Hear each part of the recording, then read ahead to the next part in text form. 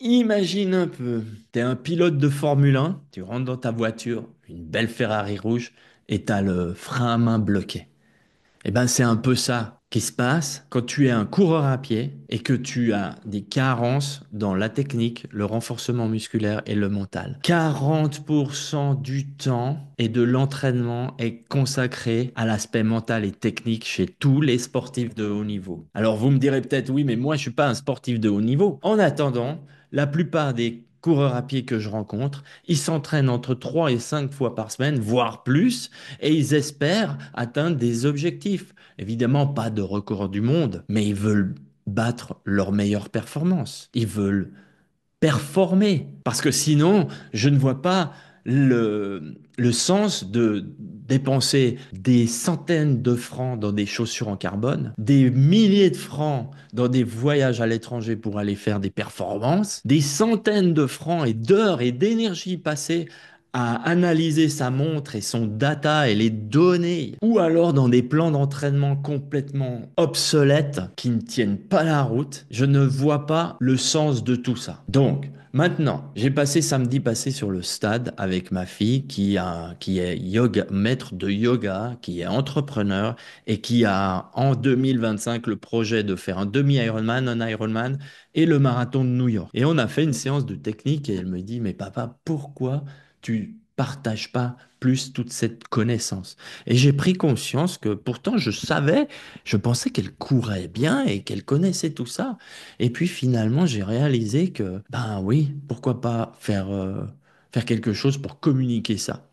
La deuxième raison, c'est que j'ai été sur Internet et sur YouTube, et excusez-moi du terme, mais j'ai vu, écouté, entendu un grand nombre de conneries, même que ça m'a fait perdre les trois petits derniers cheveux que j'avais. Je suis outré par ça. Certains commentaires, certaines techniques, elles sont là juste pour attirer du monde et faire du buzz et faire des abonnés. Alors moi, j'ai une chaîne YouTube, j'ai à peine 2000 abonnés et je suis tout content quand il y a une personne, j'ai fait une vidéo il y a 2 ans en arrière qui consiste à amener les gens de passer de zéro de leur canapé à courir 5 kilomètres sans s'arrêter.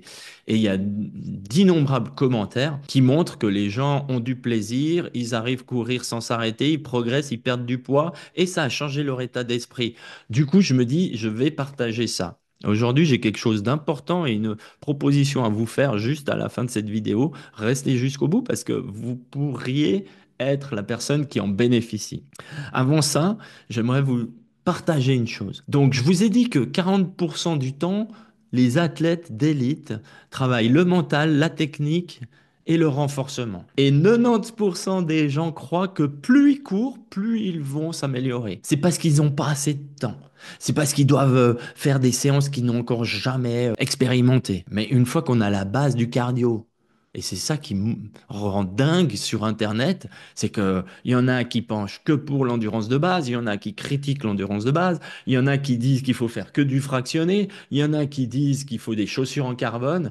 Waouh, waouh, waouh, mais arrêtons tout ça. Alors, si vous faites partie des gens qui me suivaient sur YouTube, les rares personnes, et c'est très bien parce que moi je cherche pas à contaminer tout le monde. Je pense on est chacun là pour correspondre à une personne, et si c'est le cas, eh ben, profitez de ces belles rencontres et de faire un bout de chemin ensemble et de partager ses expériences et ses connaissances. Donc, croire qu'il faut courir plus pour progresser, c'est faux. Croire que vous êtes bagué à un potentiel que vous ne pourrez pas aller plus haut, c'est faux. Croire qu'il faut faire plus de fractionnés pour progresser, c'est faux. J'ai vu encore Kipchoge l'autre jour qui disait 70 à 80% de son entraînement est basé sur l'endurance de base. Et j'ai toujours accompagné mes athlètes en disant que 70 à 70% est basé sur l'endurance de base. L'endurance de base, c'est les fondations de la maison, c'est les fondations de l'entraînement. Après, il faut le faire comme il faut. Et le biais, il est souvent psychologique, cognitif, parce qu'évidemment, les gens, on vit dans une société où tout doit aller très très vite et les gens n'ont plus la patience d'attendre, la patience de courir lentement. Ils doivent rentrer à la maison s'ils sont pas crevés, s'ils n'ont pas battu le dernier record qu'ils ont fait la dernière fois qu'ils ont fait le tour du pâté de maison, c'est un entraînement foutu. Alors évidemment, quand je dis aux gens, ben, on va commencer par marcher et couroter, à 65%, 70% de votre fréquence cardiaque max, c'est difficile. C'est difficile parce qu'ils rentrent, ils n'ont même pas transpiré et ils ont l'impression de rien avoir fait. Donc ça, c'est la première chose. La deuxième chose, imaginez, vous êtes sur un vélo, un fixie qui n'a qu'une vitesse, une sensation incroyable, et vous arrivez, il y a une côte. Et dans la côte, qu'est-ce qui se passe? Ben, si vous avez un fixie, un vélo à une vitesse, ben, vous êtes bloqué, quoi. Eh bien, c'est exactement ce qui se passe lorsque vous avez des carences techniques en renforcement et mentales, évidemment. Pourquoi? La technique, elle apporte de l'énergie gratuite. C'est-à-dire que vous allez bénéficier d'une énergie gratuite dans votre foulée, qui ne demande pas plus d'entraînement, juste une autre technique. C'est comme une personne qui veut faire un triathlon, qui va nager 3 fois par semaine, 5 fois par semaine, et qui fait des longueurs et des longueurs et des longueurs, qui se bat contre l'eau et qui n'a aucune technique. À partir du moment où il décide de prendre 10, 20 leçons, 15, 5 leçons techniques, il va avoir un meilleur style, une meilleure technique, une meilleure respiration, il va se sentir mieux dans l'eau.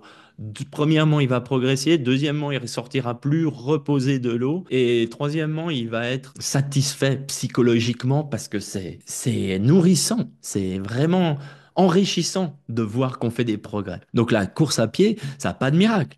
Vous allez me dire, ouais, mais courir, tout le monde sait courir, tout le monde sait marcher, c'est naturel. Oui, mais non. Vous partez avec cette hypothèse-là que courir, c'est comme marcher, c'est naturel. Alors ne cherchez pas la performance. Faites-le en marchant. Quand je vois des athlètes qui n'ont que la peau et les os, qui ont tellement, ils n'ont plus de réserve, tellement ils font de l'endurance, du cardio, qui ont une foulée de 60 centimètres à peine de long parce qu'ils n'ont plus d'amplitude. Leur psoas s'est complètement raccourci, mais ça, c'est même pas bon pour la santé, j'ai envie de dire. Parce que ce que vous allez chercher, c'est force, amplitude, fréquence. Et là, votre foulée va devenir efficace. Donc, le premier atout que j'amène dans mon approche, c'est la technique. Oublions les chaussures en carbone à 250 euros, 350 euros.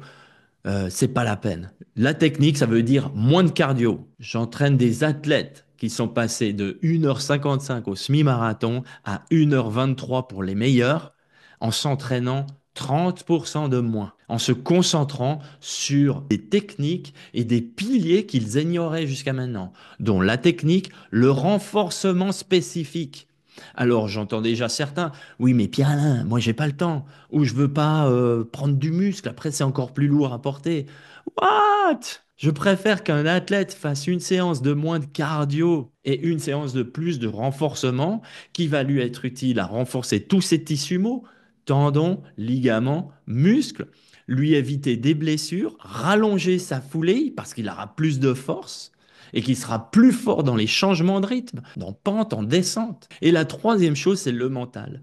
Le mental, je vous le répète, si je ne vous l'ai pas dit, 40% de la préparation d'un athlète, elle se situe au niveau technique et au niveau mental. Pourquoi le mental est si important? Mais parce qu'il va vous faire passer des barrières que vous n'aurez jamais imaginées. Le plan d'entraînement représente 20% de vos résultats, de votre performance. La psychologie, le cerveau, l'état d'esprit, appelez-le comme vous voulez, représente 80% de votre performance.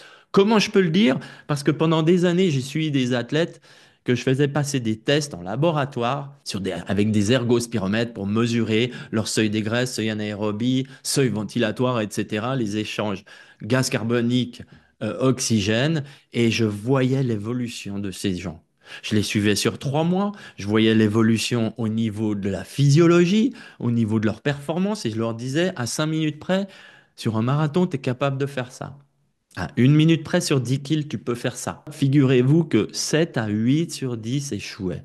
Et là, je me suis dit, waouh, c'est à nouveau, comme moi j'ai été challengé à l'époque, eh bien, l'aspect de la psychologie. Parce que si j'ai obligé de me présenter, je m'appelle Pierre-Alain Frossard, j'ai été athlète professionnel, j'ai eu le privilège énorme de devenir le premier athlète suisse à remporter un Ironman. Je suis devenu entraîneur suisse olympique. Ensuite, j'ai créé une entreprise de coaching où je faisais que du sportif. Et maintenant, je suis devenu ce coach qui accompagne les CIO, les dirigeants d'entreprise, les entrepreneurs dans leur quête d'équilibre physique, mental, émotionnel et de sens. Et qui ont plus d'énergie. Vous savez, comme un téléphone qui a plus de batterie, quand on est sur le rouge, à 3%, on se dit, ah, j'ai besoin d'une prise, faut que je le recharge. Eh bien, ils viennent chez moi quand ils sont comme ça et on rebooste cette énergie. Donc voilà pour qui je suis et pourquoi je me permets de vous dire ça. Maintenant, la chose la plus importante, c'est que avec toutes ces prises de conscience, je cherche 5 athlètes à accompagner qui ont un projet sportif au niveau de la course à pied et qui sont prêts à se remettre en question, à essayer des pistes qu'ils n'ont jamais explorées, qui pensent que ce que je dis leur parle et qui ont suffisamment d'abnégation pour accepter de reculer pour mieux sauter. Alors, si vous faites partie des personnes qui estiment avoir un objectif sportif, que vous ne progressez plus, que vous êtes blessé, que vous en avez marre de mettre des centaines de milliers de francs dans du matériel et de ne pas progresser, ou de suivre des plans d'entraînement génériques sur Internet, et que mon discours vous parle, et que vous êtes ouvert à faire des choses, explorer des pistes que vous n'avez jamais explorées, eh bien, je vous laisse un lien en dessous de cette vidéo, Calendly, et je vais sélectionner 5 personnes que je vais accompagner pendant 2 à 3 mois, suivant leur objectif. Et je me permets de faire une première rencontre pour savoir si vous correspondez à la personne que je recherche, parce que c'est très important qu'une confiance s'établisse entre les deux et qu'on aille dans la même direction. Si c'est votre cas, si cette vidéo vous parle, si vous en avez marre d'avoir toutes les informations de part et d'autre qui arrivent, qui sont la plupart contradictoires, et que mon message résonne chez vous, et que non seulement vous avez envie de profiter de cette expertise, expérience pour rencontrer d'autres personnes comme vous n'avez pas besoin d'être un athlète élite. Je suis des athlètes qui préparent les Jeux de Los Angeles, mais c'est pas ce que je recherche. Je recherche des gens, quarantaine, trentaine, cinquantaine, qui ont envie d'avoir plus de plaisir, de progresser, de s'amuser et d'explorer des choses qu'ils n'ont encore jamais été cherchées, qui vont être conscients que cet accompagnement va avoir un effet bénéfique dans tous les secteurs de leur vie, parce que bien sûr, l'approche mentale de la course à pied, vous pourrez l'appliquer dans tous les secteurs de votre vie. Si vous faites partie de ces gens et que mon message vous parle et que ma gueule vous revient, bien sûr, eh ben, contactez-moi. Et puis on regarde si je peux vous aider et comment je peux vous aider. OK? À bientôt, je compte sur toi. Si c'est le tilt aujourd'hui que tu te dis, wow, ça me parle, eh ben vas-y. Parce que je ne prends que 5 personnes. Ça fait plus de 30 ans que je fais ça. J'ai 58 ans, jamais quitté le monde du sport. Et aujourd'hui, je suis vraiment plus avec des CIO, des dirigeants d'entreprise et certains sportifs de haut niveau. Mais j'ai vraiment envie de participer à l'épanouissement de sportifs de tout niveau qui se dit waouh, j'en ai marre de passer 10 heures par semaine à courir et pas progresser. J'aimerais peut-être passer plus de temps à la maison, en société, être plus calme, être plus serein, avoir plus d'énergie. Et si je pouvais en plus progresser, Pierre-Alain, chiche, je signe tout de suite. Alors à bientôt.